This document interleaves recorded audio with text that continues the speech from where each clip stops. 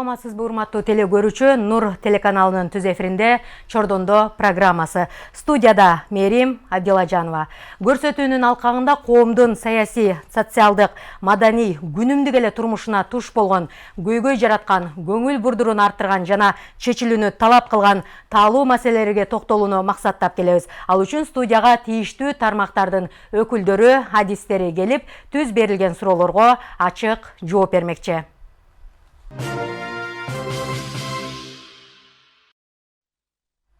Бүгүн Чордондо өзгөчө багыт, өзгөчө тема. Тактап айтканда спорт темасын болгондо да эрежесиз эр урушту тандап алдык. Так ушул спорт түрү бүгүн дүйнөдө, ошондой эле өлкөдө кандай өнүгүп жатат? Дүйнөлүк олимпиадалык оюндардын катарына киреби? Мына ушул суроолордо Чордондо жооп издейбиз. Ал үчүн студиянын тийиштүү коноктору бар. Анда мен аларды тааныштырайын. Михаил Мазур, бул бүткүл дүйнөлүк ММА бирикмесинин байланыш директору, ошондой эле Алибек Ажибеков, Кыргыз Республикасынын ММА федерациясынын менеджери. Ошондой эле бизге бүгүн котормочу милдетти да аткарат. Куш келипсиздер. Мен алгач сиздерден бул спорт түрүнүн багытын, максатын тактап алгым келип турат. ММА бул кандай болгон спорт? Тарых таржымалына токтолсоңуздар. Yes. To tell about the history, all I need to say is the word pancration, because it's an ancient martial arts known in ancient Greece. So everyone knows pancration, and basically it was already a form of mixed martial arts known 2000 years ago. Кыскача айта кетсем, бул ММА өз эме болуп туруп, панкратионго көбүрөөк басым жасайт. Себеби байыркы Грециядан башталган нерсе. Бул ар түрдүү эр уруш виды спорта, разный боевые виды спорта, ошол боевой вид спорттордун жыйналышы болуп 2000 жыл мурда уже байыркы мезгилден бери башталып келген нерсе, өзүнүн эрежелери мененчи. Михаил мырзага дагы бир суроо бергим келип турат да. Ушул ММА спорт түрү дүйнө алкагында кандай өнүгүп жатат? Ошол эле учурда Кыргызстандын шартында дагы бул спорт түрүнө жакшы көңүл бурулуп атыптырбы? Атайын шарттар каралганбы? About the development of this MMA in the world, on a global level, how it's developing, just MMA itself, and about the Kyrgyzstan, what kind of is it more success? Is it more good in Kyrgyzstan? Yeah. So MMA is called the fastest growing sport in the world. ММА дүйнөдө эң тез өнүгүп аткан спорттордун бириси деп аталып калган уже. So that says a lot, and on a global level it grows really rapidly. There are more and more countries where MMA starts development, and you can judge by the number of newly opened MMA clubs, MMA teams in the world. It grows with each second. ММАдын өнүгүшүнү ал клубка кошулуп аткан федерациялардын саны боюнча эсептеп койсоңор болот да. Себеби жылдан жылга алардын саны өтө көбөйүүдө, тез көбөйүүдө. Ар бир мамлекет өзүнүн федерацияларын ачып, кошулууга аракет жасоодо азыр. And speaking of Kyrgyzstan, Kyrgyzstan is one of the more prominent countries in our World MMA Association. In this country, the sport of MMA is developing really fast, and if you look at the numbers of the population, which stands only at 6 million inhabitants, there are so many clubs, there are so many participants and athletes who practice MMA each day, that Kyrgyzstan is really one of the most prominent countries, and it's led by our Kyrgyz MMA Federation, led by the president Ulukbek Omurzakov. We are really happy with his efforts and his investment in the sports, and the federation is led by him and many other really talented people that we are privileged to call colleagues. Кыргызстан боюнча сүйлөгөн болсок, ошол Улукбек Өмүрзаков жетекчилигинин астында биз өтө кубанычтуубуз. ММАдын Кыргызстанда өнүгүшүнө, ушунчалык тез өнүгүшүнө. Себеби Кыргызстан ММАдын списогунда считается одним из самых удачных эң ийгиликтүү, эң алдыңкы саптарда турат. Себеби бул жердеги ошол ММАге кызыккан адамдардын, ММАге кызыккан эр азаматтардын, башкалардын эмеси өтө алгылыктуу алдында турат экен. И ММАге Кыргызстандын кошкон салымы өтө чоң. Жаңыдан эфирге жаңы кошулган телекөрүүчүлөргө эскерте кетейин. Урматтуу телекөрүүчү, сиз Нур телеканалынын түз эфиринде Чордондо программасын көрүп жатабыз. Биз бүгүн ММА спорт түрүнүн дүйнө алкагында ошолордун катарында Кыргызстанда кандай өнүгүп жатат деген теманын алкагында суроо жооп алышып жатабыз. Кайрадан эле суроолорубузду уланта беребиз. Эл аралык мелдештерге биздин балбандар катышып жатабы? Кыргызстандын балбандары. Анан катышып жатса кандай ийгиликтер менен коштолуп жатат? Ушул жөнүндө да токтолуп өтсөңүз. About the participants from Kyrgyzstan, do they participate in international championships? If they do, what success they get over there? Yeah, concerning our amateur world association, I can say that Kyrgyzstani fighters are one of the best in Asian region by far. There is top 3 that we have. That's China, Kazakhstan, and Kyrgyzstan. In not in this order, it's just they're always competing against each other, and sometimes Kyrgyzstani fighters win, sometimes Chinese or Kazakhstan. But if you look at the numbers of population, as I said before, only 6 million, so they're quite successful if you compare it to China, which counts over 1 billion inhabitants, 1.2. Биздин спортчулардын ушул ассоциациянын эмесин байкоосу боюнча катышып жаткандагы Кыргызстандын ийгиликтери өтө чоң. Себеби Кыргызстан биринчи топ 3кө кирет. Анын ичинде Кыргызстан, Казакстан и Кытай. Бул 3 мамлекеттин эр азаматтары ар дайым бири-бири менен жарышып турат. Кээде Кыргызстан биринчиликти алган болсо, кээде Казакстан, кээде Кытай. Бирок ошого карабастан Кытайдын элинин саны менен, Казакстандын элинин саны менен Кыргызстандын элинин санын салыштырган болсок, Кыргызстандагы эр азаматтардын эмеси ийгилиги өтө чоң болуп алынат экен да. Себеби бизде 6 миллион калк болсо, аларды бизден 10 эсе, 100 эсе көп дегендей да. Ошого карабастан Кыргызстандын эр азаматтары биринчиликке жеткенге, тем более топ 3тө турат экен.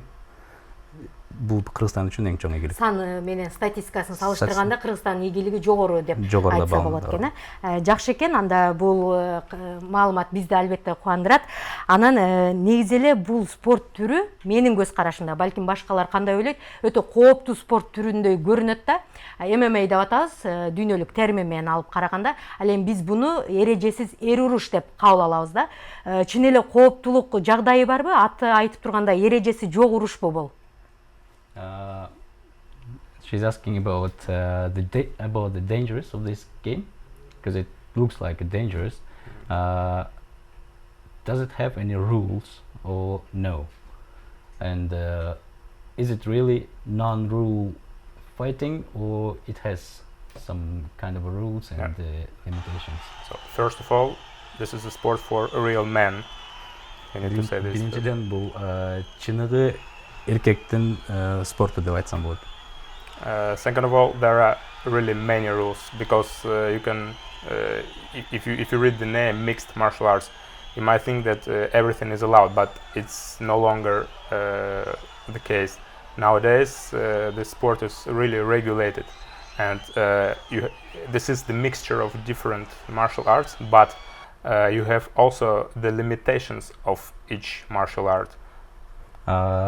Аты айтып тургандай эле, ММАдын англисчесинде mixed martial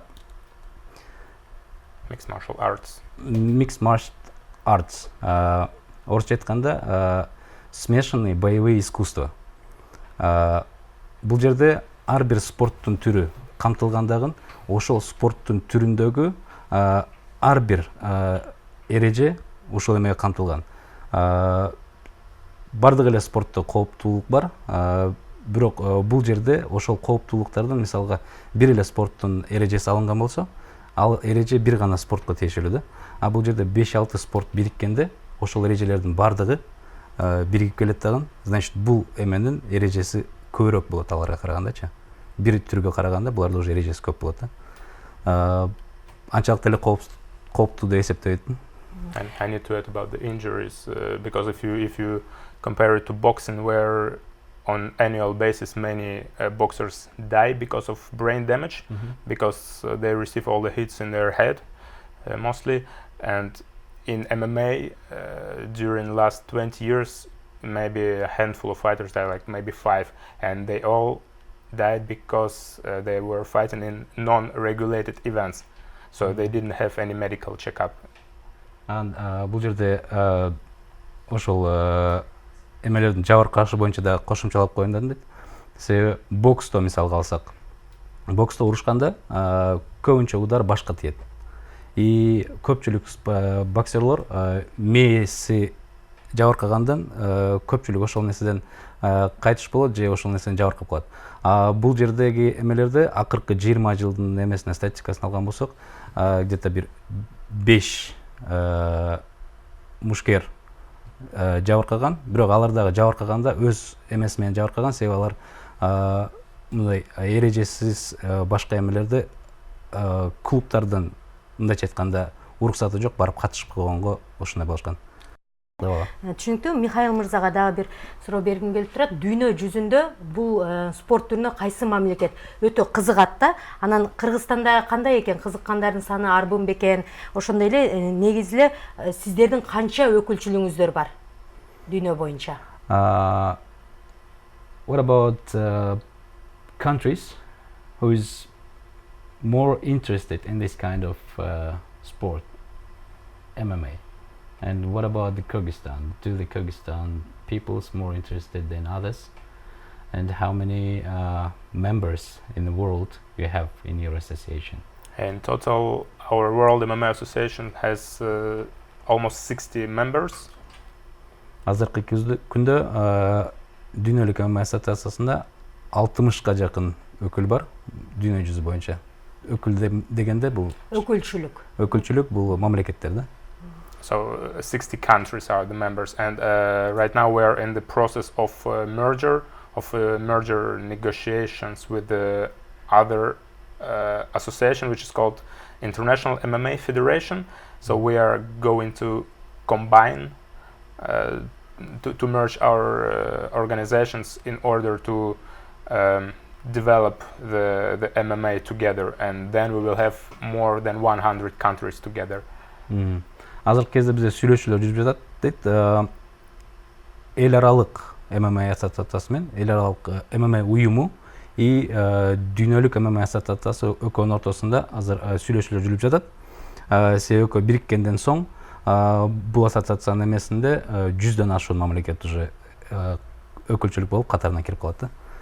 Speaking of Kyrgyzstan, I'm sure that this country has a really bright future in the MMA because Kyrgyzstan has a rich history of martial arts, and there are, as I said before, there are so many participants and athletes in Kyrgyzstan, and in the upcoming days, the 4th National MMA Championship of Kyrgyzstan, there will be over 300 participants, which is really a lot if you compare to any other country. Кыргызстандын эмеси боюнча айтып кетсек, кызыккандары башкалар боюнча Кыргызстанды ММА боюнча келечекте өтө жаркын келечек күтүп отурат.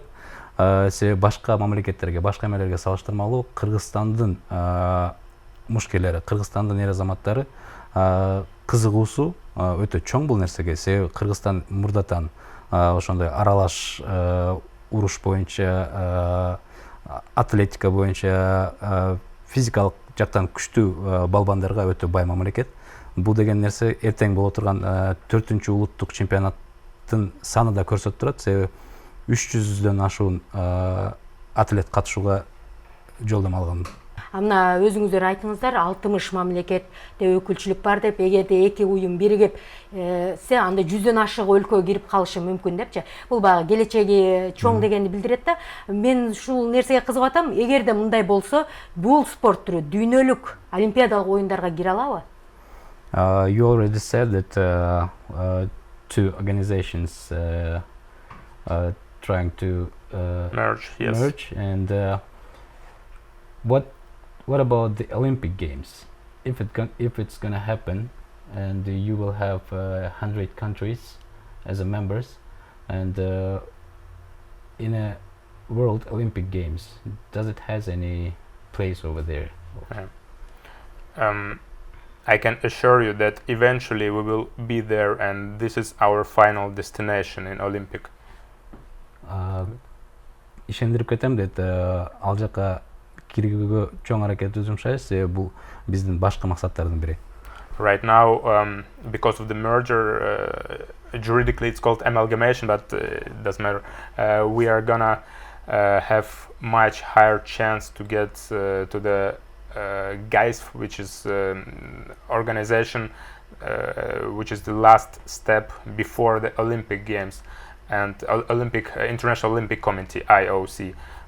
So our goal is to get to the Olympic Games in 2024 or 2028, when the Olympic Games will be held in Los Angeles, USA, because this country will probably get the chance to introduce a new sport, like a demonstration demo sport, and we hope that one of these new sports will be MMA. So 2028 Olympic Games MMA, yes. Азыркы кезде ошол алдыга коюлган чоң максаттар, пландар бар. Өзүңөр билесиңер, олимпиадалык оюндарга жеткенге чейин өтө көп баскычты басып өтүш керек. Көрсөтүш керек көп нерсеничи. Бул нерсенин ичинде азыркы кыскартып айтканда 2024 жылы же 2028 жылы, бирок башкы максат 2028 жылга Лос-Анджелесте өтө турган олимпиадалык оюндарга как демо-версия деп коет.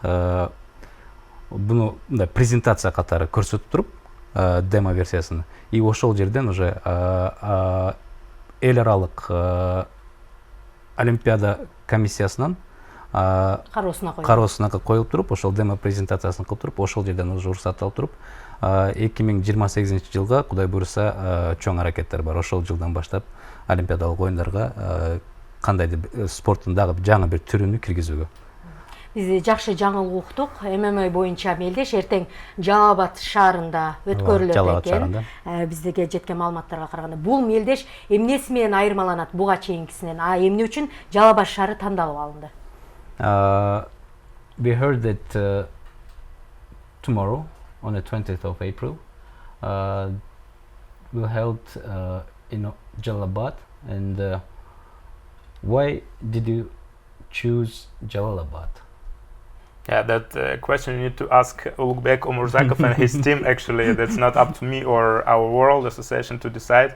But since it was chosen, we are pretty sure that the quality, the logistics, organization, infrastructure, everything will be perfect. And yeah, from my personal point of view, probably I think that Jalalabad, that the local Jalalabad Federation is just of such a high quality that it was honored to get the right to hold the fourth national MMA championship of Kyrgyzstan.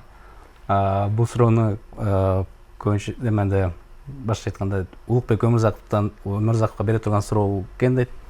Но андай болгон чакта дагы дейт, мен ишенем дейт, что бул нерсе Жалал Абадтын деңгээлин көрсөткөнү. Жалал Абадтагы болуп жаткан азыркы мындай курулуштарды, башка нерсени, инфраструктурасын, башкасын көрсөтүүдө да. Дагы бир айта кетчү нерсе, былтыры Ошто болгон бул нерсе. Быйыл Жалал Абад тандалып алынды. Ар бир эмеде өзүнүн условиялары бар, ар бир эмеде өзүнүн кандайдыр бир шарттары бар. И ошол шарттарга ылайык жогорку деңгээлде өткөзүү үчүн мына жылы уже Жалал Абад тандалып алынды. Жылдан жылга биз өзүбүздүн мындайча айтканда туристтерди башкаларды дагы тартыш үчүн бул эми мен өзүм эме кылып коеюн. Биз Ошту көрсөттүк уже, Оштун деңгээлин көрсөттүк. Жогорку деңгээл, эми Жалал Абадтын деңгээлин көрсөтөлү. Жалал Абадтын деңгээли канчалык чоң экен деген. Буюрса кийинки соревнованиялар Кыргызстандын дагы бир чоң шаарында өтүшү мүмкүн. Ал шаардын деңгээлин көрсөтүпчү. Эми Кыргызстаныбызды биз мактанбасак, кандай ким мактанат дегендей да. Михаил мырзага соңку суроом бергим келип турат. Кыргызстанда өтүп жаткан таймашка кандайча чакырылып калды, анан кандай болот деп үмүт артып жатат? How you've been invited to this championship? and who invited you, and what you expect from this championship? Yeah, I'm a director of communication in World MMA Association, so I was invited by the Kyrgyzstan MMA Federation to be guest of honor, but also as a supervisor as well. And what I expect, I expect nothing less than the last year when I was in Osh for Asian MMA Championship, the highest quality, the fireworks in the ring, highlights and new stars after the event. Өзүңүздөр билгендей эле мен Мазур бүткүл дүйнөлүк чемпионаттын бүткүл дүйнөлүк ММА ассоциациясынын байланыш директору болот. И бул жерге чакырылганды Кыргыз ММА жана Панкратион федерациясынын чакыруусу астында келген. Бул жакты супервайзерлик жасап берүүгө и бизде жанакында айткандай кадырлуу конок болуп кетүүгө. И бул эмеден дагы былтыр Ошто болуп өткөн Азия чемпионатындагыдай эле жана жылдыздарды көрүүгө, сахна эмеде рингте жана ошол жерде болуп өтө турган түрдүү иш-чаралардын көрүп ошол нерсени башкаларга жеткирүүгө ошол нерсени күтүп отурат. Теңки ошол 20 апрелге белгиленген мелдеш ийгиликтүү өтсүн жана өз деңгээлине жетсин деп тилек кылабыз жана көрсөтүүнү жыйынтыктайм. Урматтуу теле көрүүчү, сиз Нур телеканалынын түз эфиринде Чордондо программасын көрдүңүз. Бүгүн биз эрежесиз эр уруш таймашынын бүгүнкүсү жана эртеңки келечеги жөнүндө сөз кылдык. Урматтуу коноктор, сизге келип бергендериңиз үчүн сиздерге ыраазычылык. Урматтуу теле көрүүчү, сизге да ыраазычылык. Кайрадан эфир аркылуу амандашканча сак саламатта калыңыз.